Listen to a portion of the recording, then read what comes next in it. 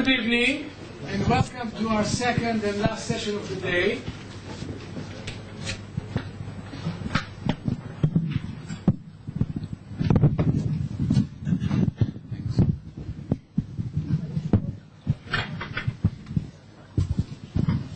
My name is Alon Confino and I teach modern German and European history at the University of Virginia. And this year I'm a visiting professor at the Hebrew University. And our session is about old and new ethno-nationalism in Western Europe.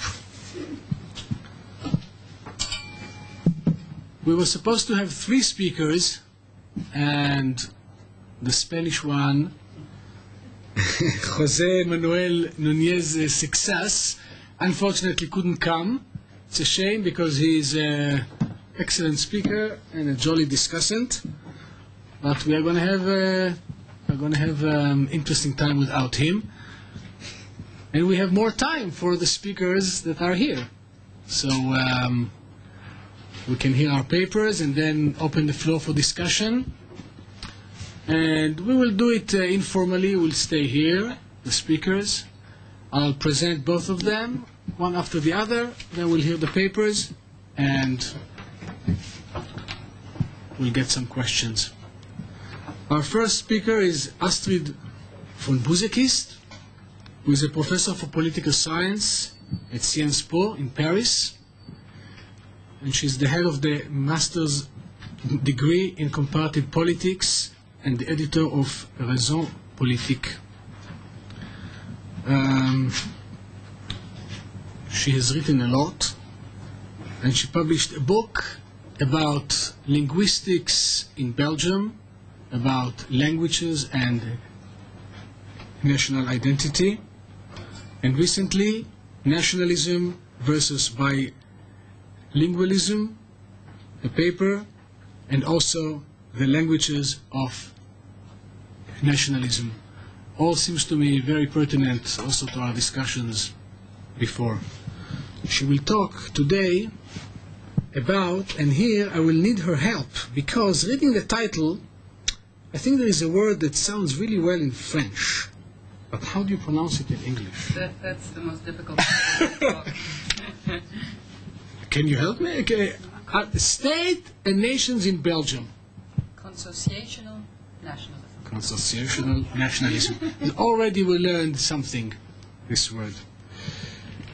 Our second speaker will be Riva Kastoryano, who is a researcher at the CNRS in Paris, and her work focuses on the relationship between identity and states, and about nationalism without territoriality, ethnicity without territoriality, also really splendidly related to what we talked before about issues of space. She recently published a book by Princeton University Press, which was previously published in France. It's called Negotiating Identities, States and Immigrants in France and Germany.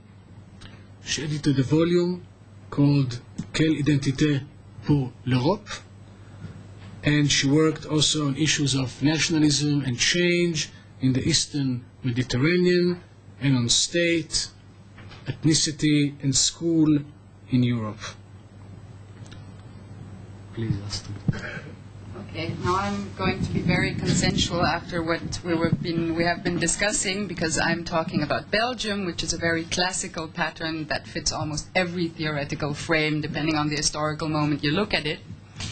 Now, when I worked on my PhD on Belgium, I concluded that in Belgium, politics were conducted around one pivotal aspect that organized almost every political interaction in the state since the 19th century: language. Against historical evidence, I then tried to show that complicated bargaining issues such as welfare policies, constitutional debates, immigration politics, European integration, and so forth, could not be reflected through the sole linguistic aspect. Language must hence be understood as an alibi, a veil hiding the real issues. The debate about language, and therefore about ethno-cultural communities, is part of Belgium's political tradition, memory, its routine, and as such it holds, of course, a great virtue, simplification. On the one hand, citizens can immediately identify with the issue at stake.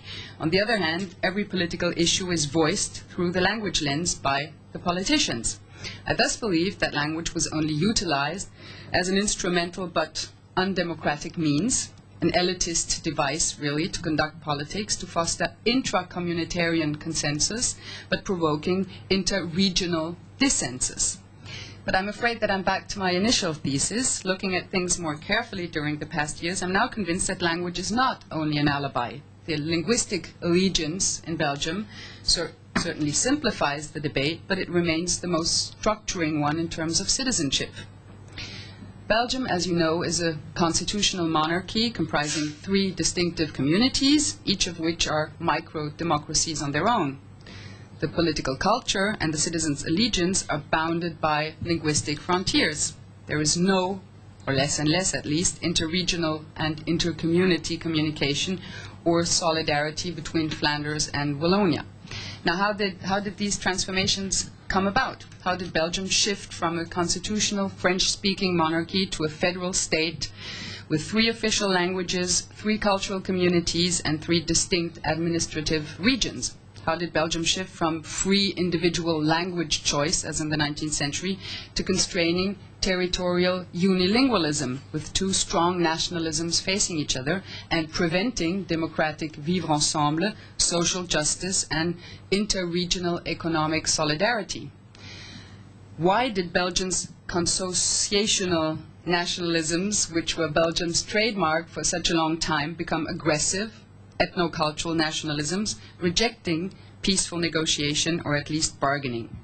Now let me first rapidly sketch out Belgium's history, the history of Belgium's non-violent interlinguistic warfare, and then address 2 points which are pretty normative. The first one, federal accommodation and consociationalism. Yeah, I'll do better at the end of my talk. And second, linguistic equity. And the normative question underlying my talk is, how can one achieve social justice through linguistic equity? Now, for what history is concerned, Belgium's history is in fact a pretty banal story of successful but paradoxical nationalisms, linguistic nationalisms. When Belgium was created in 1830 as a French-speaking monarchy, although half of the country, the Catholic North, spoke a variety of Flemish dialects without grammatical codification, the Flemish nationalist movement was born in the mid-19th century. It was patriotic in its essence, as it never demanded secession or autonomy until the end of the 20th century, then demanded, this Flemish nationalist movement, an equal recognition of the Flemish culture and the Flemish language. The unified language was created in the mid-19th century also, 1950.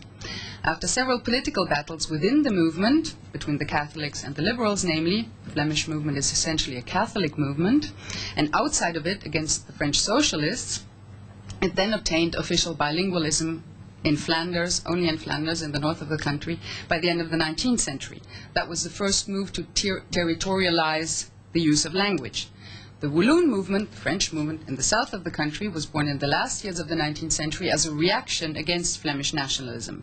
Socialist, anti-clerical, supported by strong unions, it feared economic backlashes because public employment was now that the country was, for half of it at least, bilingual, was linked to linguistic competence in both languages, and the Flemings were, of course, far more bilingual than the Walloons were. As for the Walloons, there was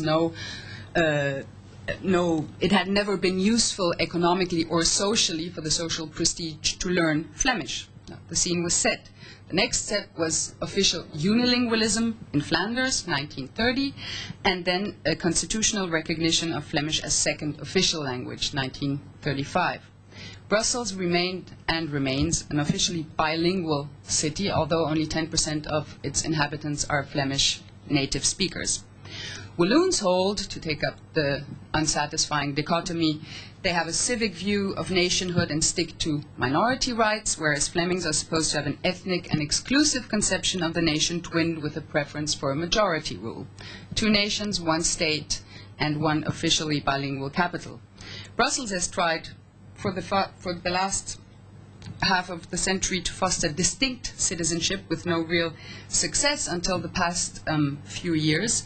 It's a cosmopolitan, European, French-speaking city which could almost exist and which now wants to exist almost without Belgium. So that's true. The recognition of language was intrinsically linked to the recognition of a distinct, specific, and autonomous cultural community, and language policy and its legitimacy progressively became the core of most of the political conflicts. Although linguistic demands were accepted as an issue of legitimate political debate and negotiation and mostly resolved, at least from the legal standpoint, they did not lose any of their strength. On the contrary, linguistic quarrels are the very root of ethno-nationalism in Belgium. Cleavages, unlike Switzerland, for instance, overlap in Belgium. The Catholic, rich, agricultural north, represented by the Christian Democrats, faces a socialist, industrial, poor south, represented by the Socialist Party and strong unions. Now, my first point, federal accommodation and consociationalism, is an attempt to answer the following question: how did Belgians try to resolve these structural, political, and linguistic crises after World War II? Well, they tried through legal and constitutional devices and succeeded to some extent, but completely underestimated the emotional commitment of their citizens to language. They also underestimated the benefits of linguistic positioning on the political market for the politicians. Now, in the beginning of the 70s, mainly 2 new institutions were created, multiplying the intermediary levels between citizens and the state: the region and the cultural community, Wallonia, Flanders, and Brussels capital. Now, what were the consociational aspects and outcomes of the successive constitutional reforms that made Belgium in 1994 to a federal state? Well, my first point is that federalism was politically fair to both communities, but it was really the end, practically, of a long dialogue between communities. One of the truly consociational ingredients of the new constitution is what the Belgians call the alarm bell, meant to protect the rights of the communities. Article 38 of the Constitution, called the alarm bell, indeed states that if 3/4 of the community representatives feel they're being treated wrongfully, unjustly, they benefit from an alarm bell. In other words, a recourse procedure that requires to present a new discussion of the bill called into question that can only pass if a majority of 2/3 within each community dispose of it. In the Brussels, other devices are the following. In the Brussels Assembly, perfect parity reigns between the 2 cultural components of the country, in addition, as well as a Flemish cultural community commission exists. Now, political decision-making in Brussels was, of course, affected. No initiative could be implemented without the approval of the majority within each of the 2 communities. Second step, respect of parity within the federal government between Flemish and French-speaking ministers, except for the Prime Minister. And the result of this is that almost all prime ministers are Flemish native speakers because they speak French, and it doesn't work the other way around. Now, respecting equal numbers of Flemish and Walloon members within the government renders, of course, political decision-making more difficult, but it also requires representatives to negotiate one with the others. So a sufficient number, in other words, of issues must mobilize the majority within both communities before any agreement is possible. But, that's my second point, the complexity of those institutions and their functioning really partitioned even more the linguistic communities instead of fostering this intercommunitarian dialogue. What was achieved on the legal level to accommodate was really the starting point for political separation. In the same decade, for instance, in the 70s, national parties broke up into regional ones, and the communitarian issue completely organized political life. Now, all these measures involving linguistic parity, in fact, led to a paralysis of the so-called communitarian dialogue in Belgium. The institutionalization of communitarian partitioning was meant to achieve political stability, but the reverse effect is that citizenship now really evolves within the limits of communities that have invested every political space left vacant by the central state. Now, is there a normative solution to restore this consociational democracy?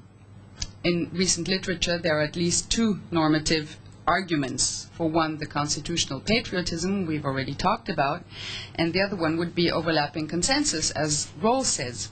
Now, very briefly about constitutional patriotism, as you know, it's some kind of post-national citizenship with a supranational scale, at least, of citizenship, and a dissociation between nationality, nationalism, and political participation. It doesn't rest on ethnic, linguistic, or cultural criteria, as classical nationalism does, often at least, but on ethical, political, and legal ones.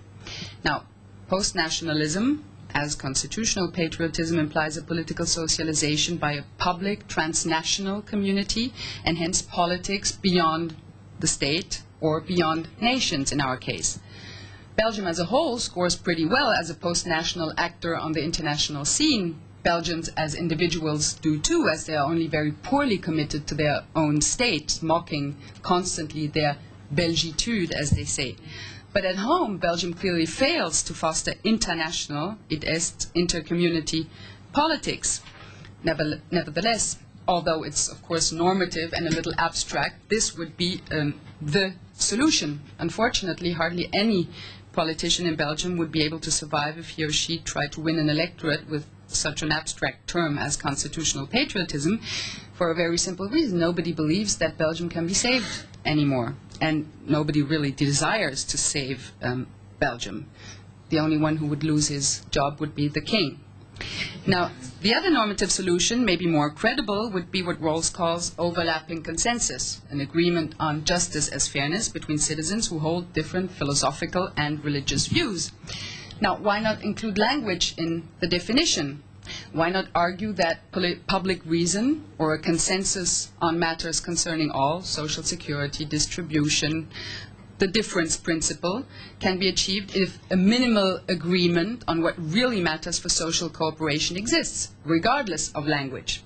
Individuals would have to put language aside in a public discussion the same way they accept not to talk publicly about morals or religion. Language momentarily put aside, citizens can hence discuss about their primary social and economic needs in a democratic society. But this option would have to be twinned with an inter-regional lingua franca to neutralize the language factor, of course. People can leave their religion at home, at least that's what they should do in the liberal view, but how could they leave their language at home? Now, the question is, does political participation require one's own language? Democratic politics, says Kimlicka rightfully, are politics in the vernacular. And one of the Belgian Rawlsians, Van Parijs, says people whose mother tongue is different from the common political medium are at a strong disadvantage in political communication and competition, and this constitutes an undeniable source of unfairness which cannot easily be remedied. But Van Parijs nevertheless believes, as Habermas does, that this should not be a decisive objection neither to Belgian inter-community communication nor to EU-wide democracy, providing the teaching of a common second language can be effectively and widely organized. Now, two normative scenarios are plausible, but practically they're both bound to fail, I believe. The first scenario would be either people accept to extend the public sphere to the global federal state, Belgium as a whole, and accept to discuss principles of justice regardless of language and language communities to achieve overlapping consensus, or they don't. Well, if they don't, they could be hostile for two different reasons, I think, in Belgium.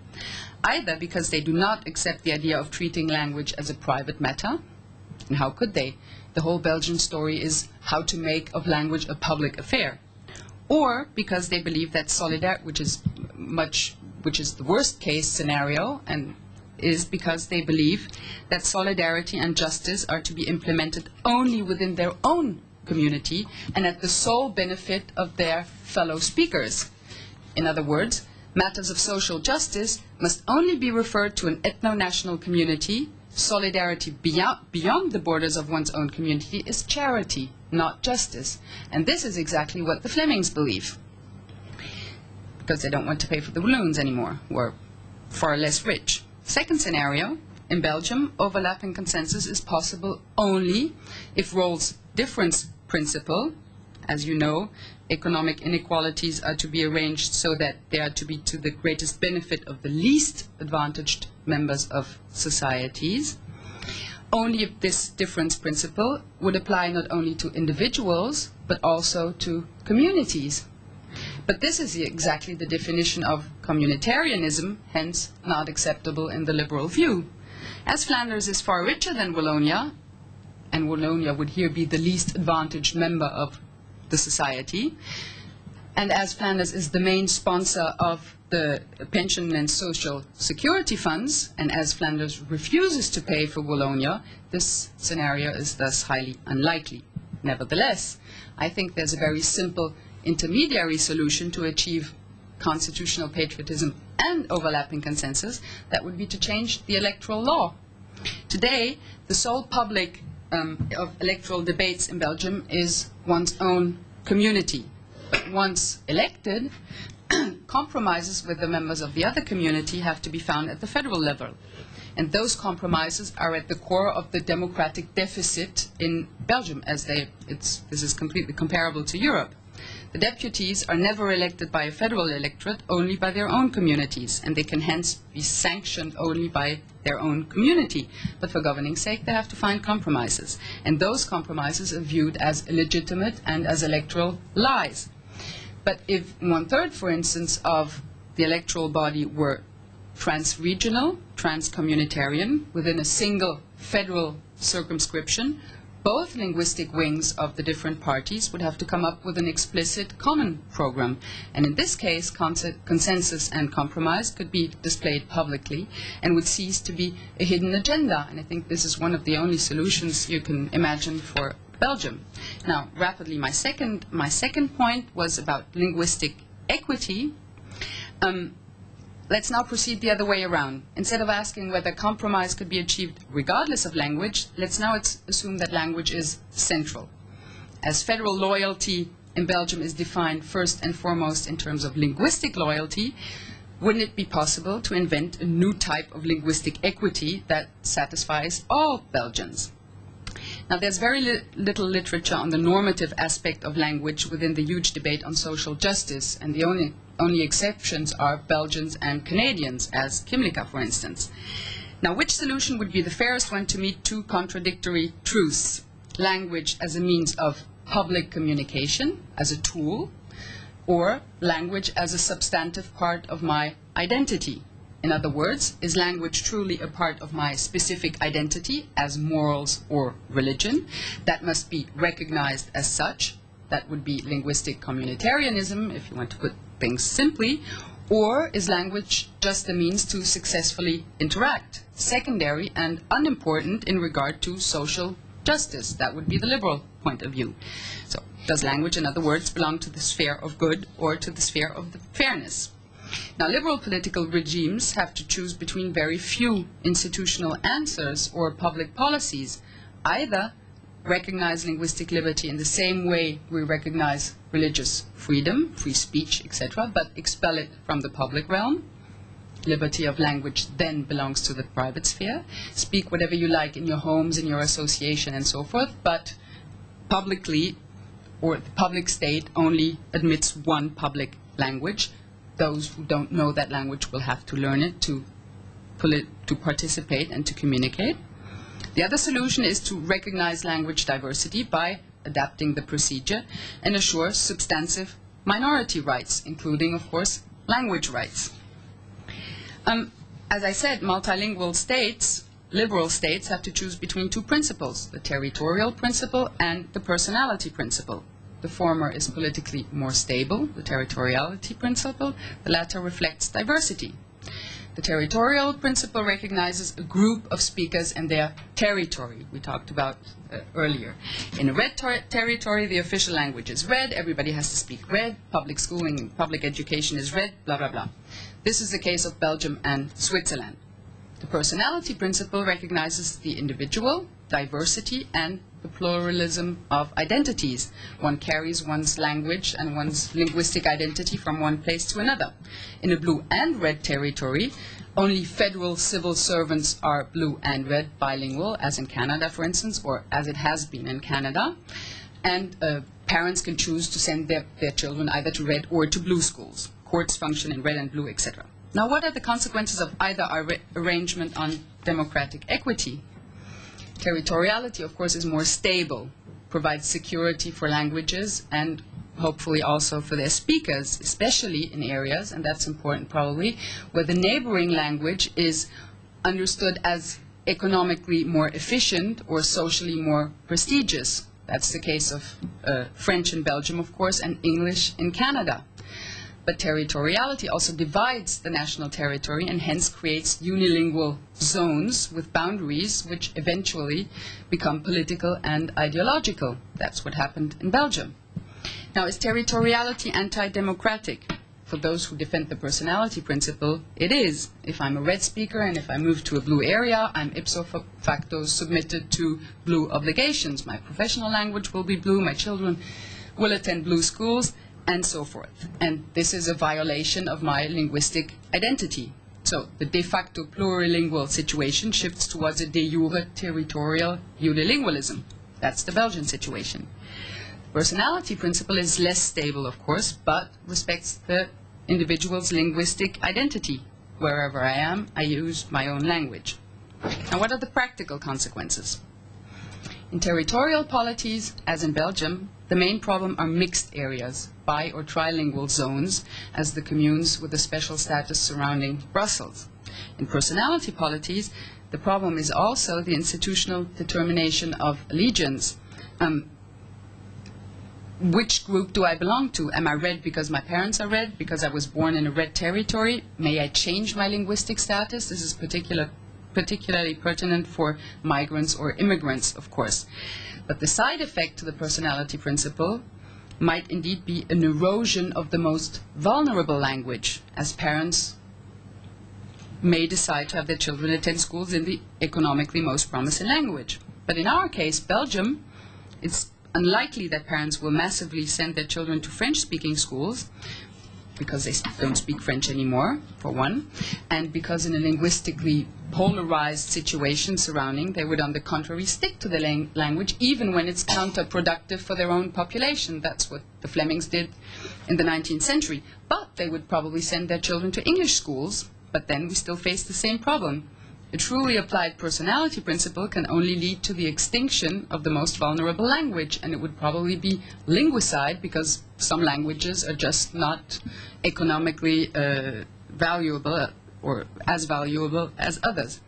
And almost every state, and that was my point, protects its languages in one way or another, and hence limits the linguistic liberty in the name of linguistic equity and of linguistic survival. So I'm almost done. The easiest and the most plausible scenario is territorial unilingualism plus English, and that's what almost every researcher advocates for Belgium, and all the Belgians think this is the best solution, and this would also be the solution for Europe, of course. The hardest and the least plausible one, but the fairest one, probably is the personality principle, combined with choice-based individual membership and an overlapping democratic forum in which citizens can participate in their own language, as democratic politics, as Kimlicka puts it, is politics in the vernacular. Now, to conclude, Belgium's mistakes might be a lesson for Europe. Instead of dissociation federalism, that's what Belgium is doing, a consociational federalism running around ideological rather than national or linguistic lines, granting overall solidarity funded by common taxes but administered locally, would probably be possible. But it would have to function in a unique language, this interregional lingua franca, and the only one available, of course, we know that, is English. So English would have to be the second language of all citizens. This is what Habermas advocates. It's plausible, it's a feasible claim, but totally underestimates what I said earlier, the emotional commitment to one's mother tongue. Thank you.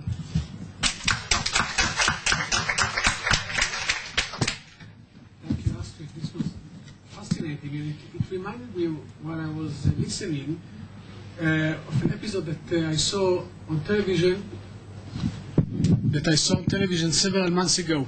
There is a famous soccer football team in Israel, Bnei Sachnin.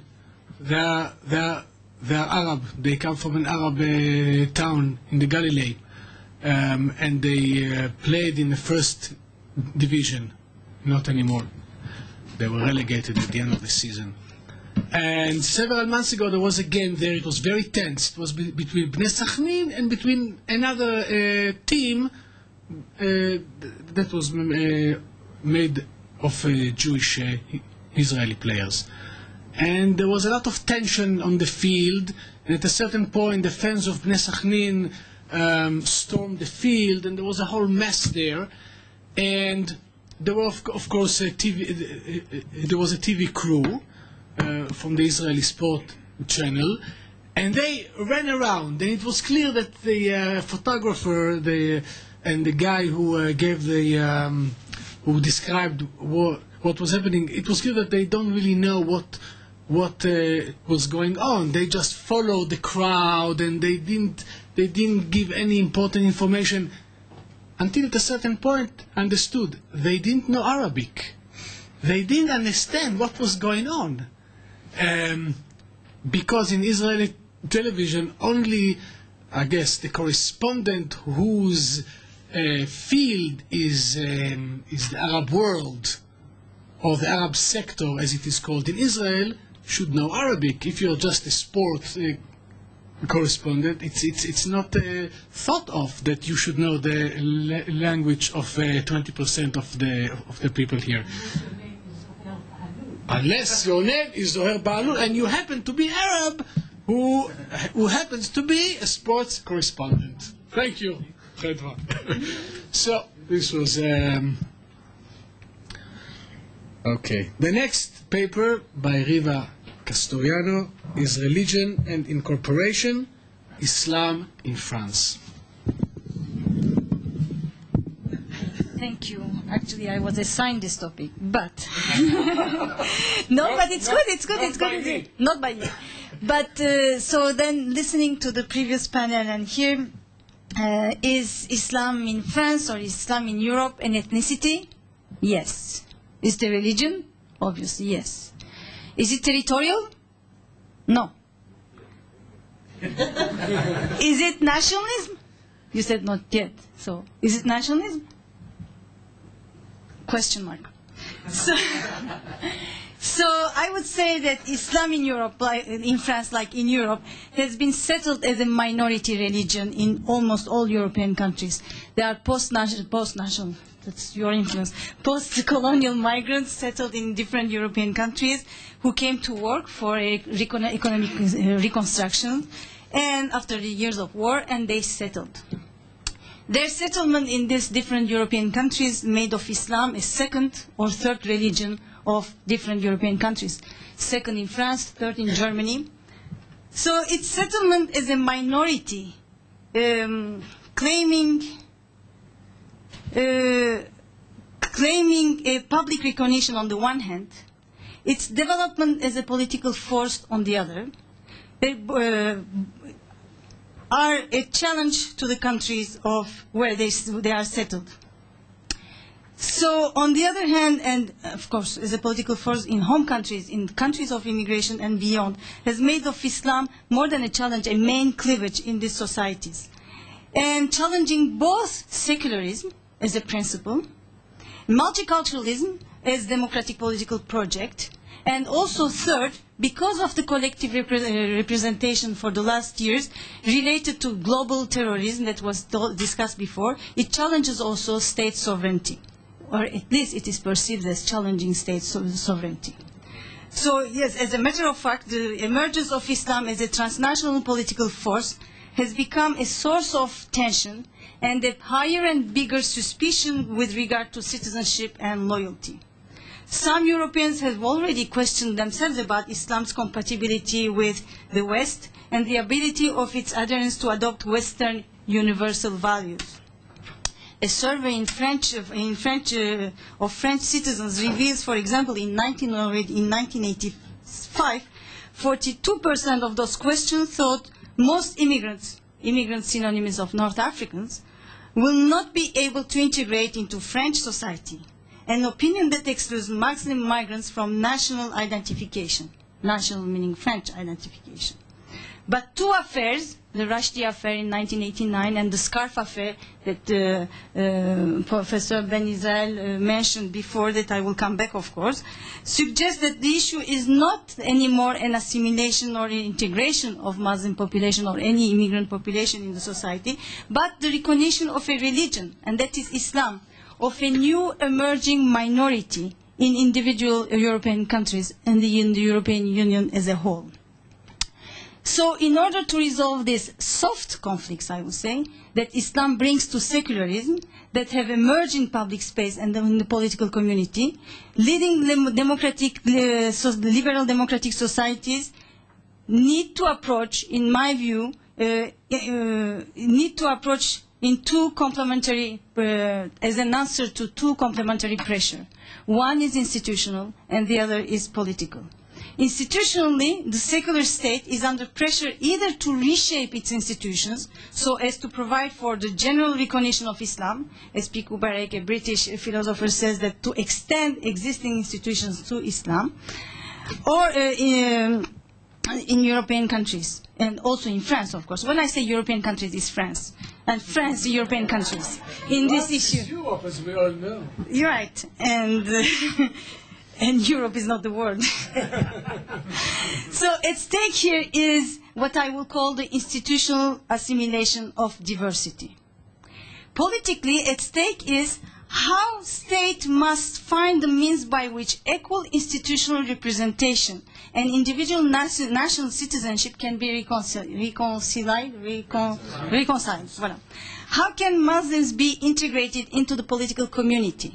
How can common membership, we talked about civic nations, civic politics, how common membership be promoted and a common civic culture defined that allows all citizens to find adequate identification? What is at stake here is the contemporary acceptance of Islam as a part of Europe's historical continuity. What is also at stake is to avoid the danger of an emerging nationalism on both sides, state and minority nationalism, expressed here in religious terms, religious becoming ethnicity.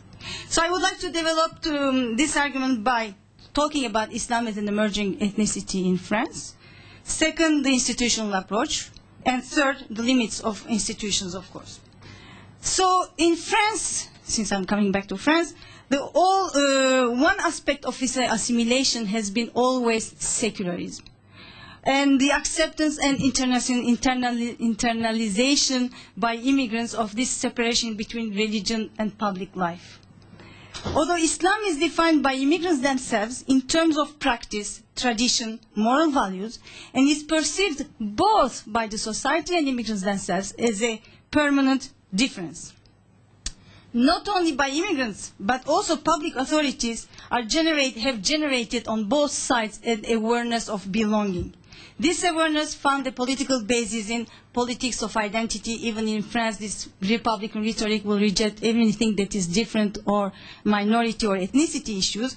But the rights to difference that has been developed after the 1980s in France gave an institutional basis to voluntary associations that have become a refuge, sometimes a sanctuary, where culture, religion, ethnicity, and nation were interpreted and defined. With these associations, Islam has become an agent in the discourse and of action and reaction. It has come to signify culture in its entirety and has become the only way of reappropriating identity. Such a reappropriation or appropriation has crystallized, or of course, around the scarf affair. The first foulard affair was in 1989.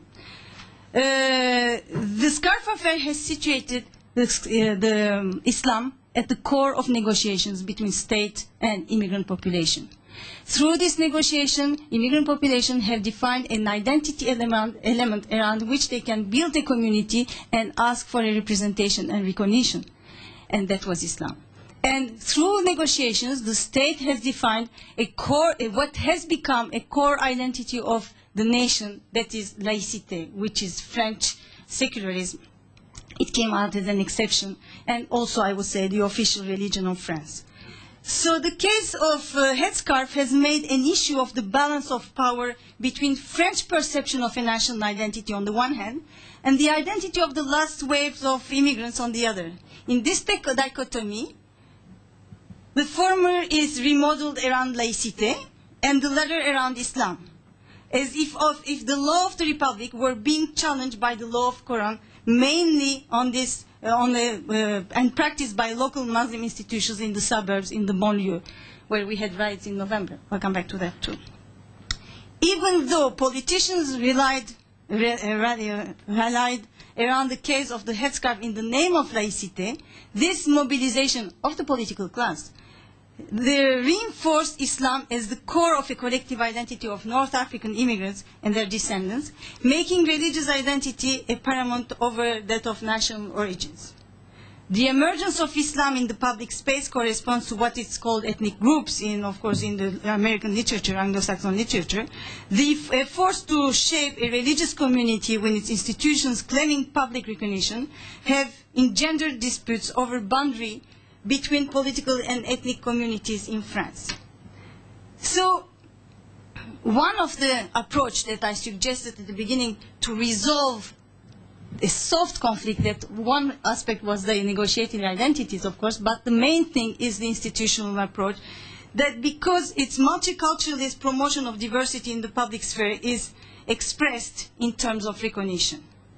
If secularism or laïcité is the exclusion of religion from the public sphere in the name of the neutrality of the state and equality among all religions in the civil society, recognition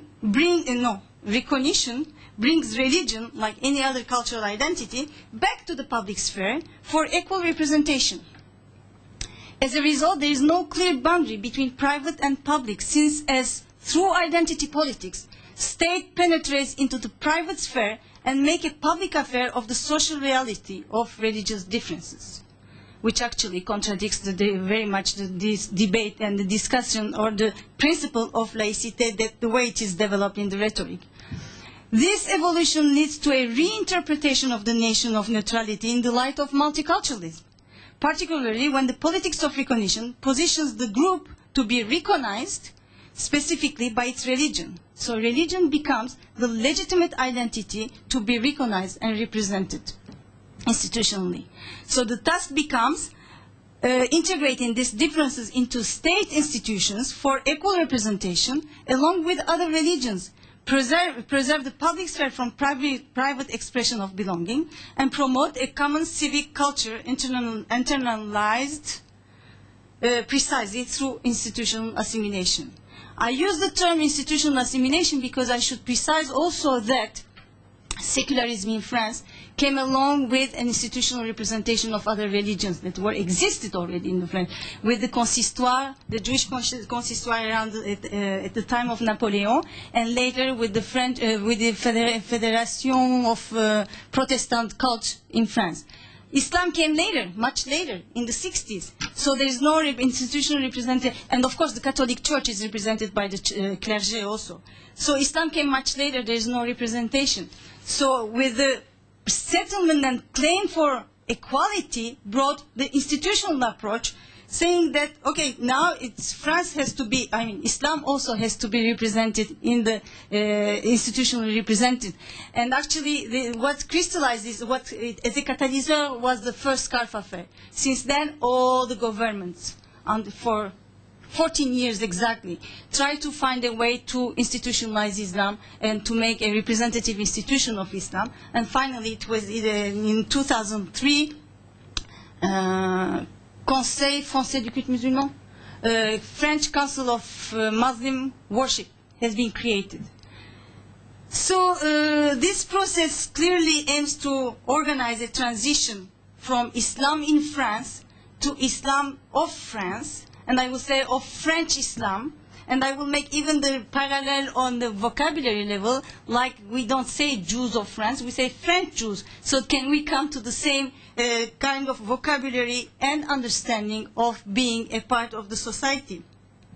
So through these institutions, we will come from the simple presence of Muslim and their visible practice in French space to an Islam which will express itself and grow within the framework of national institutions, because this Conseil is a national institution after all. The latter assumes its liberation from foreign influences, especially from those of homelands. But the discussion is far from over. Nationalizing Islam is making French Islam might introduce a liberating process. Representation implies a legal protection more broadly guaranteed by all representative institutions initiated by the state. In this case, the state intervenes both as an arbiter, as a dispenser of official recognition. So, but the limits, the third point, is the limits of institutional approach. Obviously, an institutional approach and such an institutional assimilation, I will repeat it, does not prevent social and cultural exclusion. It rather seems the opposite. And then I was very struck. I will give you an example of the riots, because talking about Muslims, banlieues, laïcité, not to talk about the riots would be something missing. So I was very struck during the riots when the Prime Minister, in order to calm the local fever, called for the help of Muslim religious leaders and the older brothers. Older brothers are the ones who make the law on the locality. These local lawmakers, against whom they fought in order to liberate the girls from their tyranny, by implementing the law banning the scarf in the public schools. Now they are asking them to calm these young people. Although it has been said, proclaimed, and emphasized that the riots did not have any ethnic and religious character. Indeed, prayers and collective declarations like the speech of the president of the Conseil that was created, and even a fatwa in the public radio, we are talking of a laïcité in this country, a Muslim juridical sentence, announced by the media by one of the most extremist and radical group of Muslims, did not stop the riots, thank God. Instead, the young generation brandished their French identity card and claimed their Frenchness by birth, by culture, by right. But not all, that shows that not all Muslims necessarily recognize themselves within such an institutional representation. They express rather their need for social and cultural inclusion and mobilize against racism, discrimination, and any other form of exclusion. The question is then, does institutional justice compensate social injustice? Can the demand for recognition be limited to official representation when other institutions, such as school and the job market, if you call it an institution, are not fulfilling their function in integrating and promoting civic values as a basic for social, cultural, and religious equality and citizenship? Obviously, loyalty of the Muslim population has become a source of suspicion from the state's perspective. And for the young generation, the feeling of inequality reveals mistrust towards the state. Studies on the disappointment of the young generation emphasize the inequality of treatment and the feeling of the non-protection by the state of citizenship, which leads to take refuge in the country of origin, or in NGOs, or in transnational networks. And even, of course, they don't have any legal setting.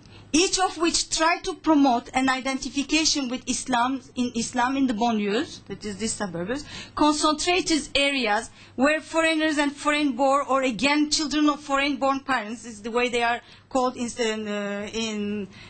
way they are categorized in official censuses today, constitute to 50-55% respective of the total population. Unemployment rate reaches at high from 20 to 30%, and obviously affects mainly young people, Maghreb youth of origin, as we say. These areas, banlieues, have become new territories of identities. Since there is no identification with national identity, neither with the territory of reference of the parents. Such a non-territoriality of political references has paradoxically relocalized the conflict in the banlieues. That's why I was very interested in this local transnational violence.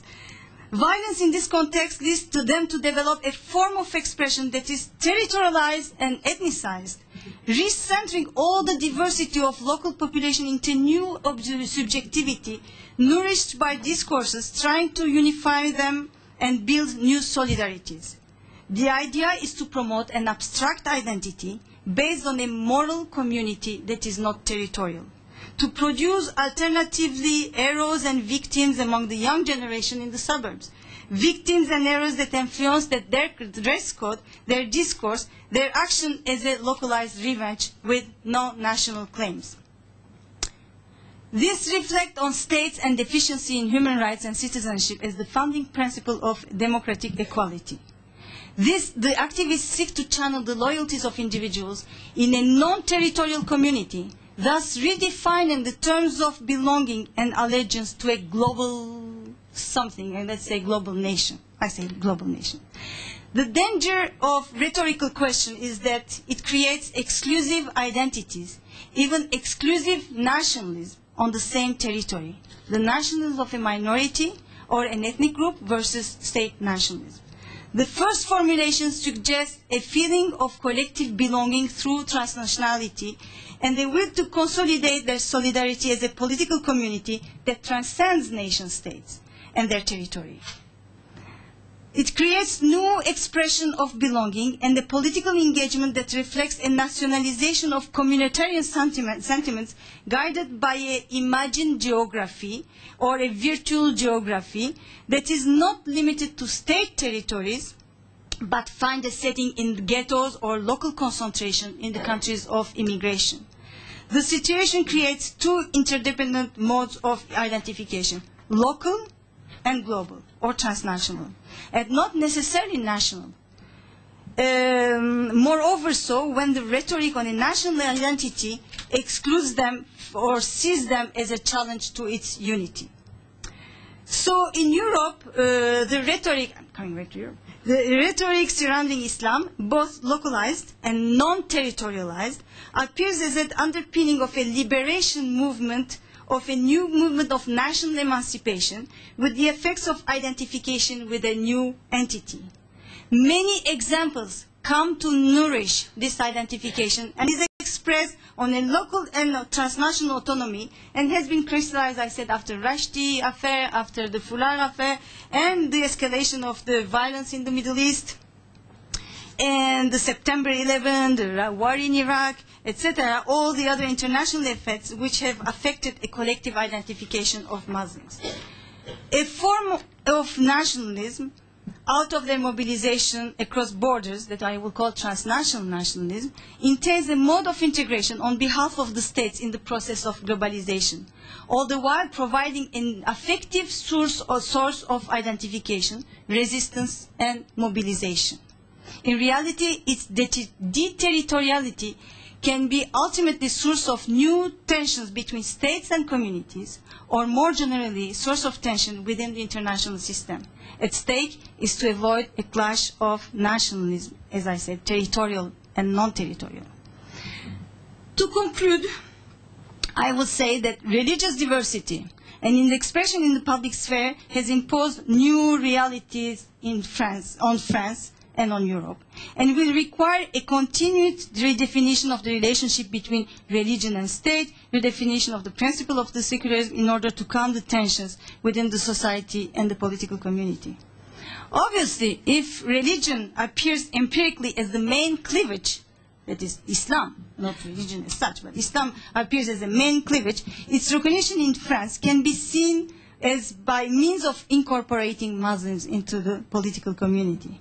But this will require, as I said, going beyond a solely an institutional approach and developing tools for Muslims' identification with national institutions. Nevertheless, I think that institutional assimilation constitutes an important step towards the acceptance of the other, which is possible in the mentalité open up along with the institutional changes.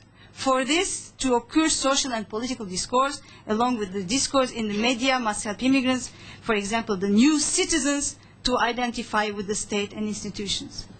For Muslims, an identification with the French society and its institution can help to liberate them from external forces of the home country or any transnational solidarity, and push them to practice fully in the political community. I think it is through this aspect, that through this perspective of liberation, that we should see the law banning the scarf or all religious, all conspicuous sign of religion in public school. What? Sorry? Law, of course, cannot alone to help liberate the individual, especially when the individual is a woman, from community pressure. It's in concentrated areas like in banlieues. In France, but still such a law is important for liberating Muslims from Islam as a political force that weighs not on Muslim immigrants' communities wherever they are settled. Thank you.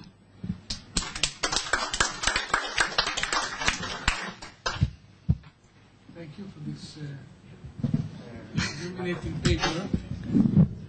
Thanks for this illuminating paper. We'll take a few questions and we'll give the speakers a chance to respond. Just a thought about territoriality, about nationhood without territoriality. I was reminded of citizenship without territoriality. Citizenship is perhaps a concept that we may want to introduce at a certain point in the conference. In London, multinational companies that have enough investments in the city can vote. Yeah, vote for the municipality in London. Companies that have enough investment in the city have the right to vote. Companies, multinational companies. What? Right. And they demanded a right to vote. Well, they don't vote like you and me. They vote in all sorts of boards, and it's more complex. But the idea that a spaceless, a virtual entity has a citizenship right without actually residing in a place is so we can think about it in association and comparison to what you said. It's not that odd if we think about this example. Please, maybe you can also introduce yourself when you. Sure. I'm Janusz Bugajski from the Center for Strategic International Studies in Washington, D.C. I have two brief questions for both of you, very interesting, informative papers. For Astrid, I have a question. Could you tell us a little bit about Belgian identity? Is there such a thing? Where is it going? Has there ever been such a thing? Or is it like Yugoslavism, which actually did have some relative force, but where is it? Where does it stand? And secondly, in terms of polarization, would it be in some way easier if you had some sort of oscillating balances between three groups instead of two? Is it the fact that there's two that creates greater polarization than there otherwise would be, that there would be greater room for some sort of compromises? With Riva, I have actually also two questions. Can you talk a little bit about this struggle for Islam? Because we keep talking about Islam as one single force. What differences are there? Is there a Muslim identity in France? Is it artificially created? Who is creating it, or who is espousing it, and who has the largest access to the public to be able to espouse it? And related to that is the future of a liberal democracy such as France, or Holland or anywhere else. Can a liberal democracy tolerate a large minority that is intolerant? In other words, if you have the emergence of an anti-liberal democratic minority that's somehow incorporated in the structure, as you said, you used this word, assimilation of diversity, can you have a diversity which incorporates a group which undermines the very principle of that diversity? In other words, doesn't that delegitimize the liberal system in and of itself? Let's take two more questions, especially if they are related to the issues. Yes, please.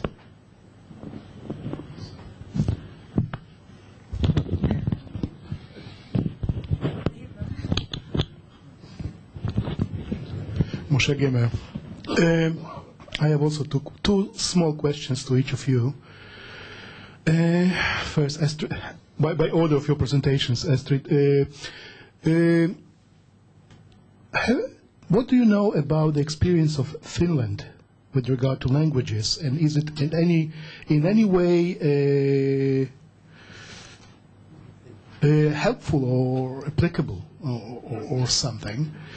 Now, to you, I'm asking a larger question because you opened the door by speaking not only of France but of Europe.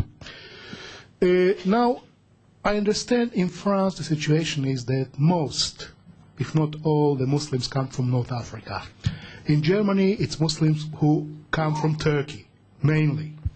In Britain, it's much more complicated, and I know personally that they are divided along linguistic lines. Bangladeshis concentrate in the East End, Pakistan, Arab speakers are in Edgware Road, let's say in London. Is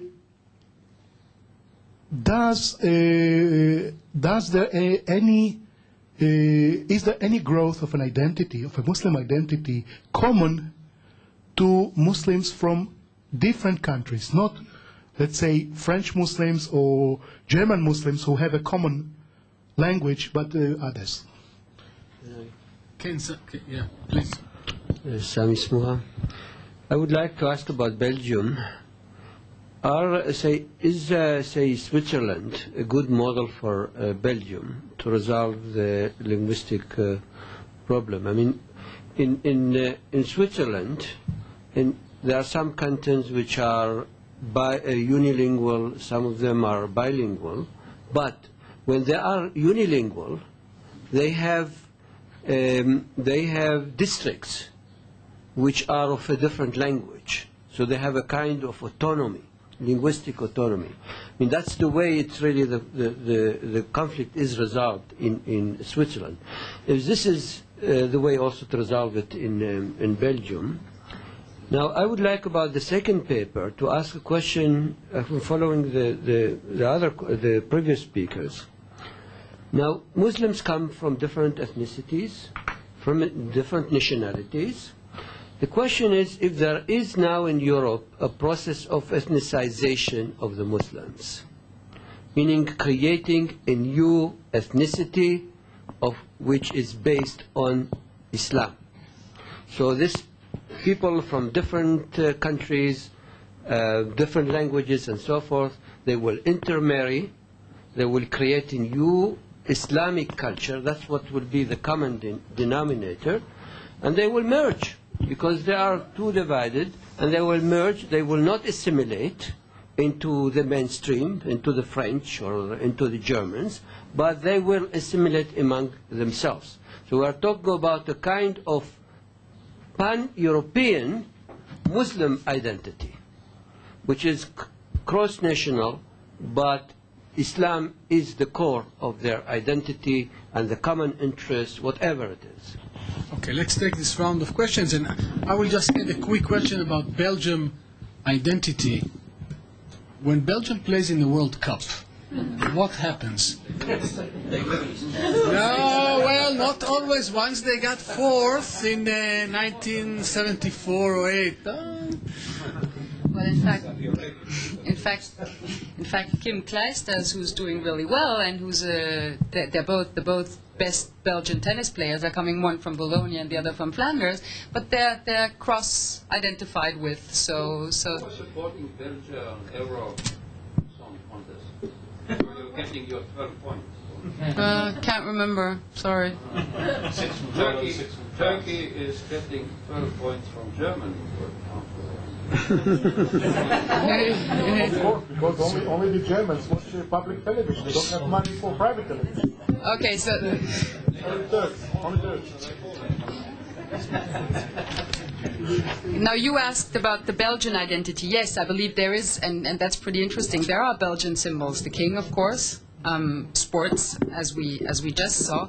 But on the more cultural identity side symbols, what's really funny is that Belgians identify with literature, Belgian literature, but a very specific kind of literature, comics on the one hand and poetry on the other, because both are probably well, poetry, you would not say that poetry is not linked to a pure language. It is, of course, but it's surreal poetry in Belgium, what really makes Belgian poetry, and it's Magritte in painting. So you see, it's not. It's in both languages. And Hugo Claus, for instance, who had the Nobel Prize, is a Flemish writer who wrote in French, and vice versa, who was, by the way, also the husband of Emmanuel, which is made him a really Belgian symbol also. So that's about Belgian identity. About polarization, you asked that also. There is a third group, the Germans. 60,000 people on the German border, they count for nothing. I mean, they have the same number of seats. They don't balance anything. In fact, they're in Wallonia, but they don't belong to Wallonia. They have their own politics, and they don't really count. Now, you asked about Finland. I'm sorry, I have to confess, I know very little. No, Switzerland. But you asked about Finland too. I don't know whether I know nothing about Finland. I'm sorry. I think Norway might be Bokmål and Nynorsk might be more. In Finland, you have both Swedish and Swedish. Okay, you have as you have in. Yes, never mind. As you have in Norway, but they all study both. yeah, you probably know that. But I think the closest example to Belgium is South Africa, in fact, because of the constitutionalization of languages, 11 in South Africa and Belgium only 3. But still, I think that's the closest you can get to the Belgian example for accommodation. Now, about Switzerland, I think cleavages didn't overlap and still don't overlap. Religious cleavages and linguistic cleavages don't overlap. But I think, on the other hand, that the Swiss-German linguistic group is now also the economically richest group in Switzerland, and they are far less ready to accommodate, at least they are lesser than they were 10 or 20 years ago. And the far-right party in Switzerland, Christoph, I can't remember, I always forget his name. Thank you. Combines this political radicalism with a Swiss-German identity, as the Vlaams Blok does exactly in the same way in Belgium. So I think that Switzerland is probably moving in the Belgian direction, although 20 years ago it was the nice example in Europe. I think I answered almost everything. Okay, thank you. I would like to be as brief as Astrid in my answers, but I'll try. Of course, there is no one Muslim population in Europe. There are, name it, North Africa. North Africa is already 3 countries. Africa, Senegal, Mali, Turkey, another country. And in England, Bangladeshi, Pakistani, as you said. And of course, they all have a national identity, which is not necessarily just Muslim. Muslim can be a part of their national identity. It is a part of their national identity, but national identity matters. Talking about marriages, for example, there are many statistics, and I attended a panel the other day in Paris, talking about forced marriages among Muslims, that not only it's from the same country, it's also from the same village. So we are not in the intermarriage among Muslims yet, not much. But so that's true. There's a whole variety of Muslims. Can we talk about just one Muslim population? No. We know this diversity within Muslims, and they don't have all the same relationship with the state. They don't have the same historical relationship. There is a colonial relationship with France, we were talking today. There is no colonial relationship between Turkey and Germany. And there is a colonial relationship with Pakistani and England, which is not the same as North Africans and in France. Histories are not the same. Relationships are not the same. Populations are not the same. There's a whole this variety. So what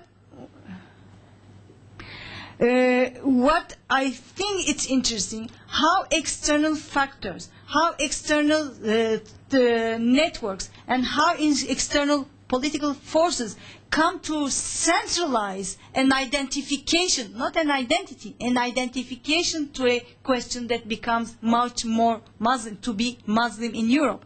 So what are this process of centralization of identity that I'm interested in, and where I see this rhetoric, action, identification. The other day there was a question asking, is there a labelization of Muslim is functioning? Yes, the labelization of Muslim is functioning. A Turk will say he is Turkish Muslim. They would have never said such a thing before. Arabs, Muslim Arabs, or something like, I mean, the word Muslim can as an additional identity or identification. So of course it's artificial, but it's also a construction of a new subjectivity because of all many things going on at the same time, because of globalization, because of the whole international context. How a liberal democracy can tolerate an anti-liberal minority, you said. That's strong. That's really strong. But I wouldn't put the anti-liberal adjective or qualification to this minority. This minorities have been socialized individuals, leaders of associations, and have been socialized in democratic societies, in relationship with democratic institutions. So they have internalized some values in political terms in interacting with the states and its institutions. So if there is any anti-liberal vision of a minority, this is not an anti-liberal coming from a minority itself. It's for the values that are diffused somewhere else that is instrumentalized by other, maybe sometimes by states in terms of recognition or something like this. You mentioned forced marriages yourself as one example. You see, forced marriage is a social phenomenon. It's not political. Is it acceptable in a liberal democracy? No, states are fighting against this. But states should wake up. States should wake up. That's what I think. When I read these two books of two women, Turkish women in Germany, denouncing Islam, denouncing the forced marriages, denouncing the role of the woman, then my first question is, where is the state? That's why I agree with the banning of the scarf, because states should be there to liberate the individual from any community pressure. And even more so when this community is under international pressure. What if it's voluntary enough, as you're suggesting? Voluntary forced marriage. No, voluntary scarf. I'll come to this. Just let me finish this. Let me finish this thing. So that's why I don't believe in the concept of a anti-liberal minority when I consider that this minority has been socialized and in interaction with states. So so actually I answered your two questions in this. Okay, voilà. But you don't refer to fundamentalism. There is Islamic. When I say external political forces, I mean fundamentalism. Okay. It's politically correct. And then we'll go around the table. Khedva here first. May we have the mic, please? Thanks. No, Khedva.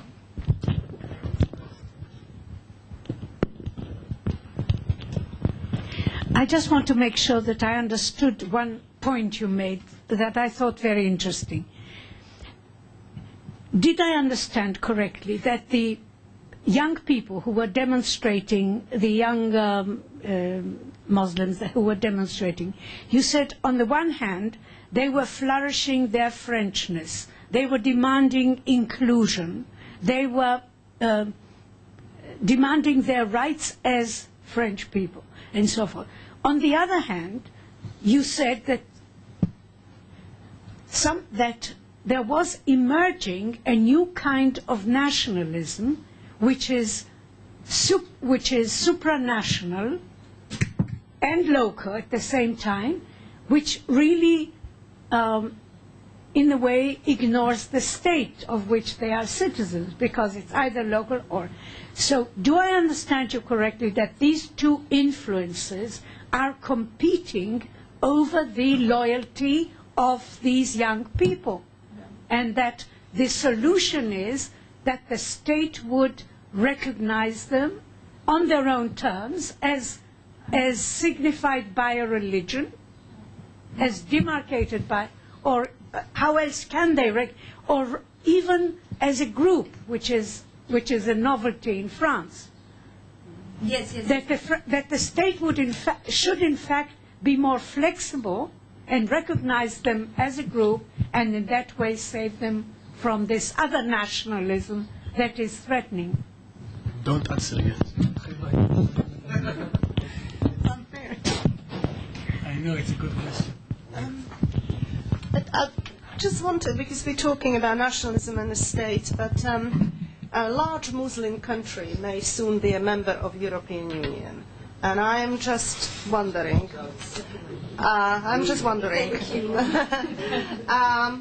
whether this sense of social injustice that young Muslims in France and also in Britain and in many other countries identify with as something to do with being Muslim and social injustice, whether that will be less after Turkey, as a Muslim country, joins European Union. But related to European Union then is how are these young, disenfranchised Muslims to identify with either France or Britain or Germany, when in fact that national state may be also in a lesser position to create a national identity within European Union. So I was just wondering whether... We should stay a few minutes beyond 7:30. Wait. You know how many people want to... We'll take one more question. Margarita Senova from the Institute for New Democracies in Washington.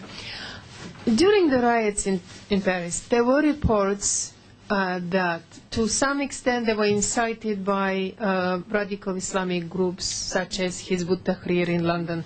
Was anything confirmed? But actually the larger question I would like to ask is, to what extent have the teachings of radical Islam to what extent they're playing a role in mobilizing Muslim identity?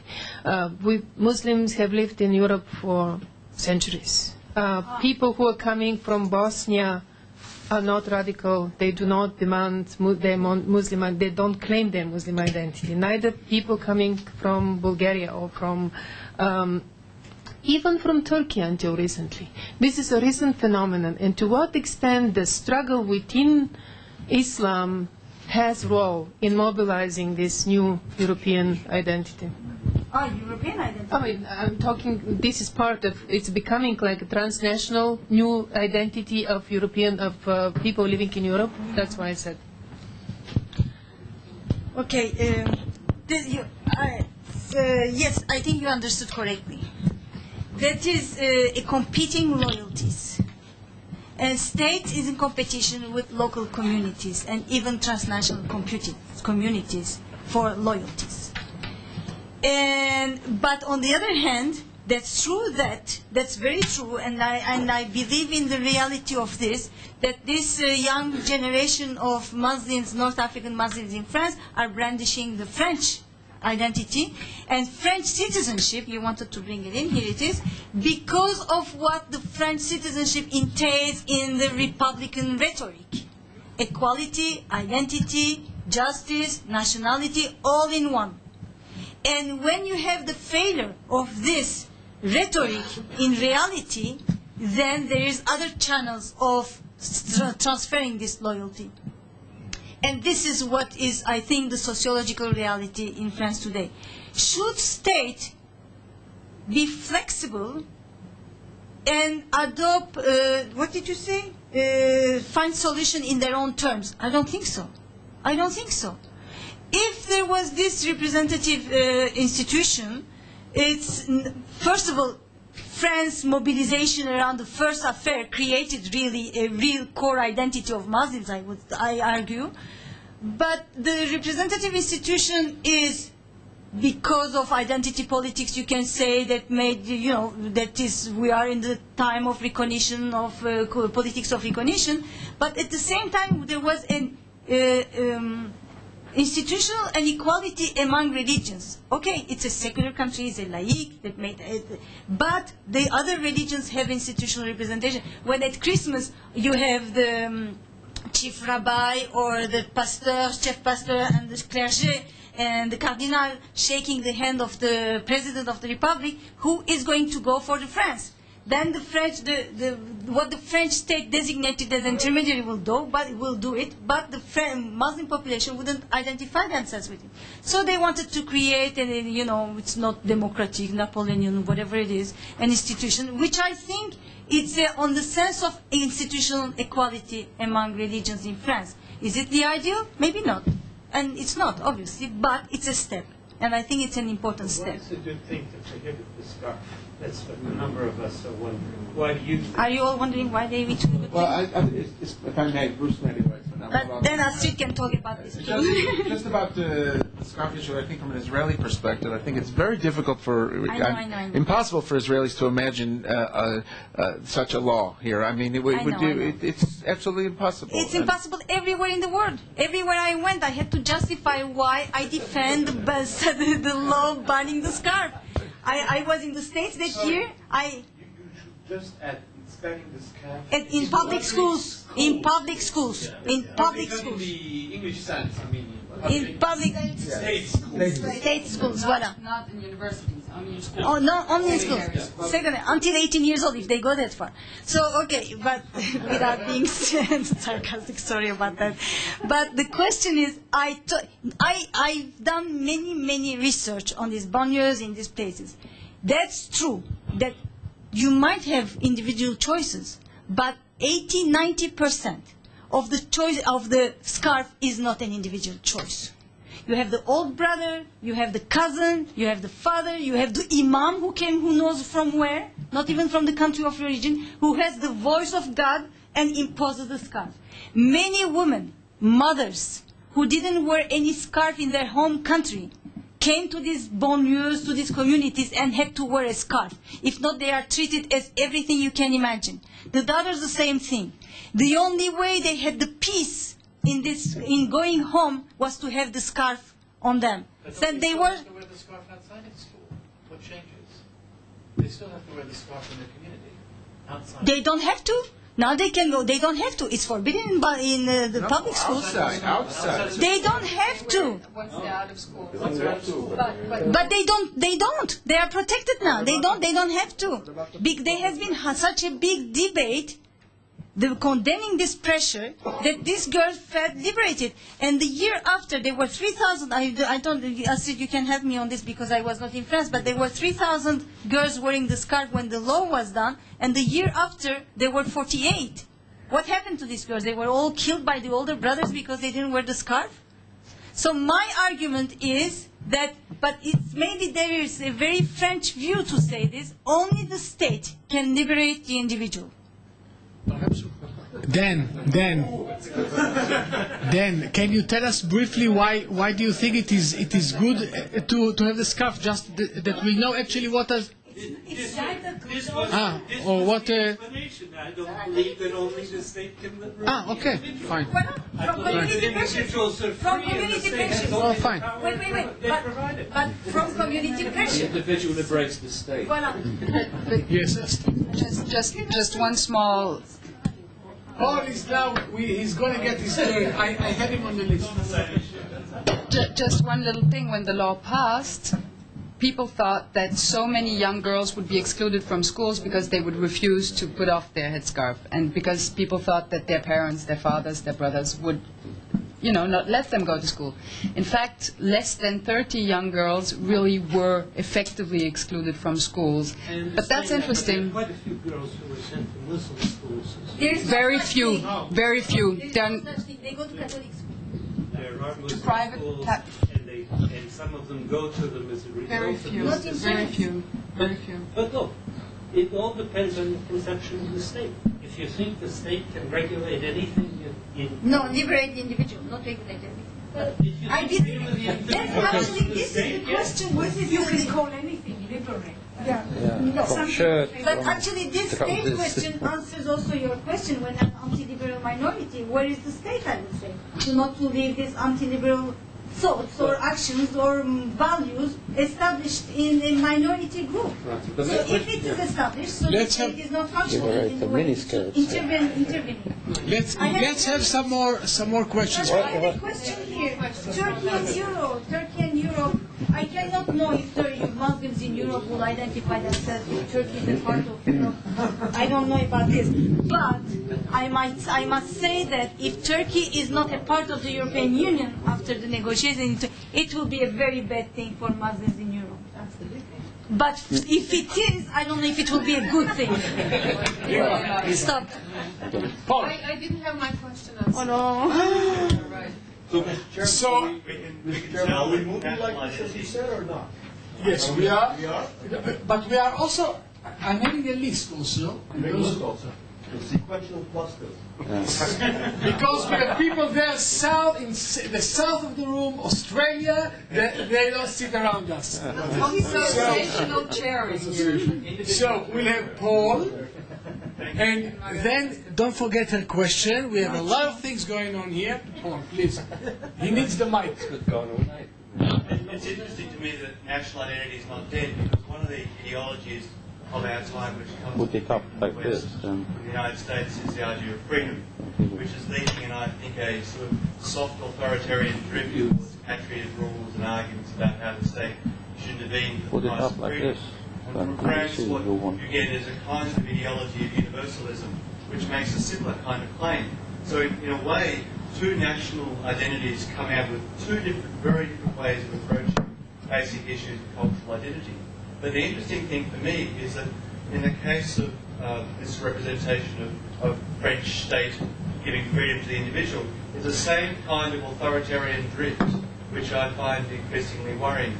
And one of the aspects of that is that they're actually doing a similar thing. They're doing something which says that we have to protect the individual from other forms other than the modern. So in the modern. So going back to Heffer's discussion about the ways in which modern social theory started to dominate nationalism and started to reject the idea of anything other than the modern, that is the invented cultures of our time. What's happening within the issues of cultural difference is we're seeing the dominance of the modern over traditional and neo-traditional tribal ways of coming to terms with social difference. And for me, that would be not worrying, except that it takes the soft authoritarian drift of the kind which means that good-intentioned people can argue for things which in fact become the banning of activities within state operations. And for me, I find that deeply problematic, and I agree with almost everything you said, Riva, except for the discussion of the political and where we should go from that. Because the concern I have is that if I take it to places like the United States or Australia, the banning of things which is occurring is mostly around things of public expression of cultural difference, where those public expressions are actually at all threatening. And for me, uncomfortable multiculturalism is the only way in which we can actually generate a sense of cultural difference with meaning. Otherwise, you just get state abstract citizenship again of the modern kind, which you were criticising at the start. Please, the mic was... we're going to pass in the interest of time. So. No. Yeah? You're hungry, right? Well, short one. Yeah. Astrid, I have a question for you. It doesn't involve football or beauty contests and the like.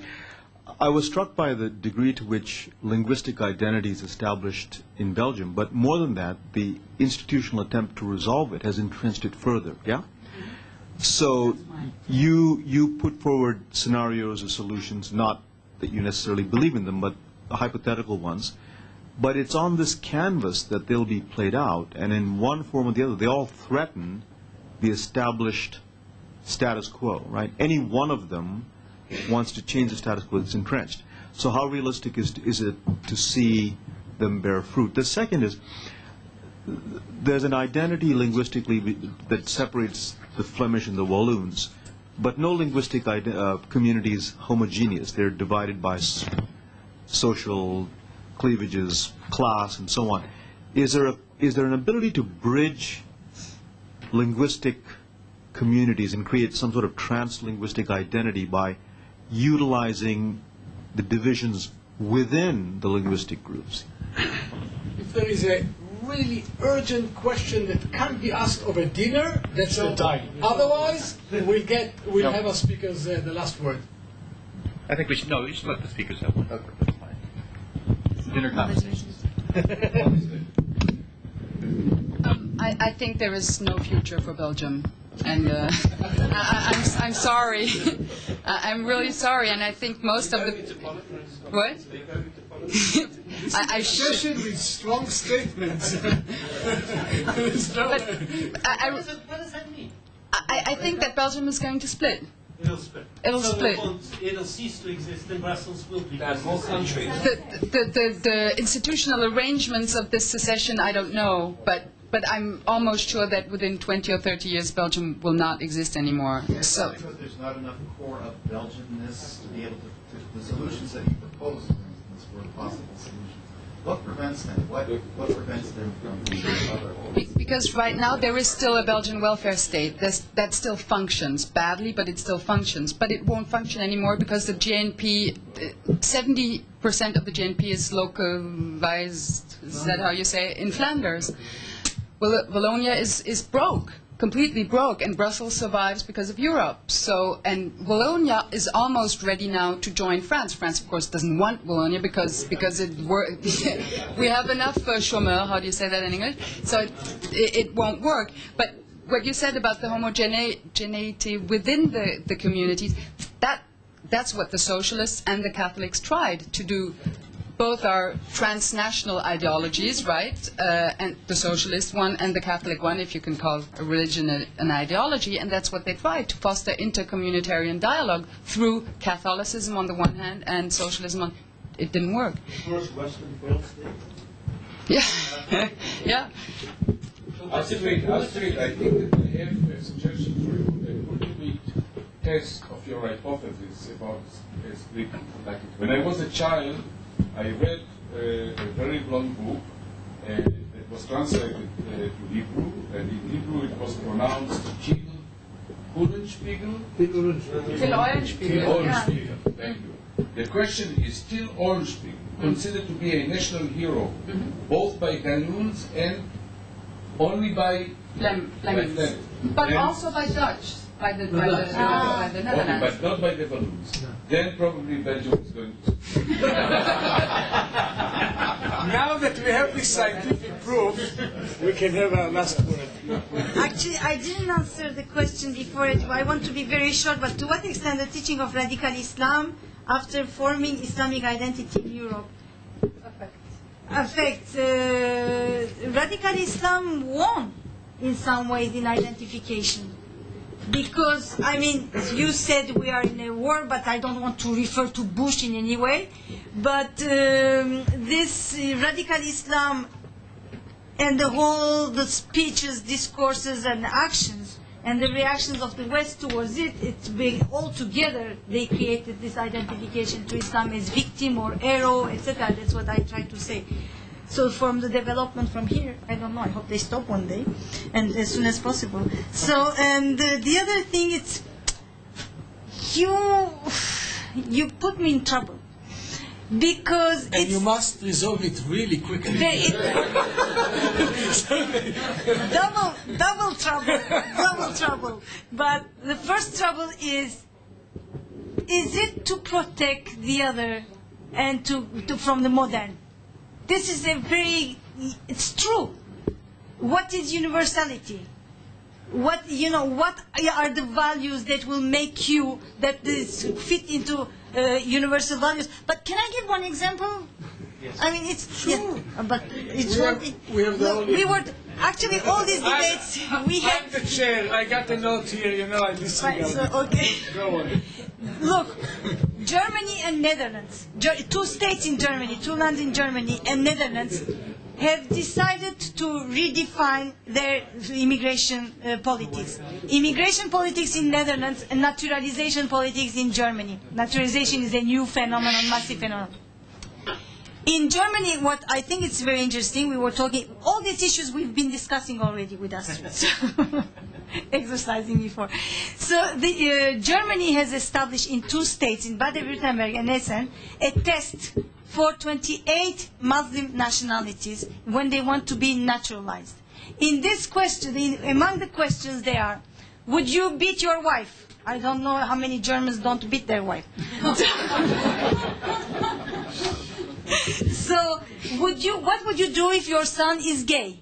Would you send your daughter to the swimming pool? What would you do if you see your daughter with a tiny bikini or something? And then these are the questions that are asked. And I was thinking, what does this mean at the naturalization issue? I think, would you fit in our values that are modern, as you say, universal, and this is what is made out of citizenship. When France was going through the crisis of the foulard in 1989, German newspapers were making fun of France. What happened to France? Is France becoming again a Frenchness somewhere? And the France is... Islam is the second religion of France. What do they care? And my analysis then was, Germany doesn't care. That's true. You have many girls with a scarf, many girls with a scarf in the schools, etc. My idea then was, Germany defined then itself as a country of non-immigration country. So these immigrants, Germany dreamed for a long time that they will go back. Citizenship was not an issue. But as soon as citizenship has become an issue, scarf has become an issue. The Afghan woman is not teaching, it doesn't concern the students, but the teachers, is not teaching with the scarf. She is not allowed to teach with the scarf. So once you want to be a citizen, so this is our values, this is the way we do. But coming to this soft authoritarian public expression of cultural difference, I didn't want to say anything about I didn't want to pronounce the word, but actually, the scarf... It was a good place to stop, you know. No. I have to say this. I'm sorry, just a second. I don't want to step on your authority, but... It's a Muslim world here. It's not my authority. So the question here is, well, just a second. Public expression of cultural differences would have been fine, would have been okay in every liberal democracy. We are in politics of recognition. We are all multicultural, said Nathan days or years ago. That's true. But to what extent now the mistrust is established among minorities and states? To what extent the scarf is really a sign of cultural difference or political expression of something? So if you think it's a political expression, then you act politically and not just based on cultural differences. Riva, I'm taking the mic. Thank you. Thank you. Thank you for your sharing. Astrid, how long are you staying in Tel Aviv? Wednesday. You are staying on Wednesday? I might change my... I'm leaving in the morning. Perhaps we can meet for coffee. Are you coming back tomorrow? No. So, not for the session. Maybe I'll come for lunch. I don't know. I have a ticket right now from Wednesday morning at 8, but I'm trying to change it to go to the beach and to fly at 5. Do you have any?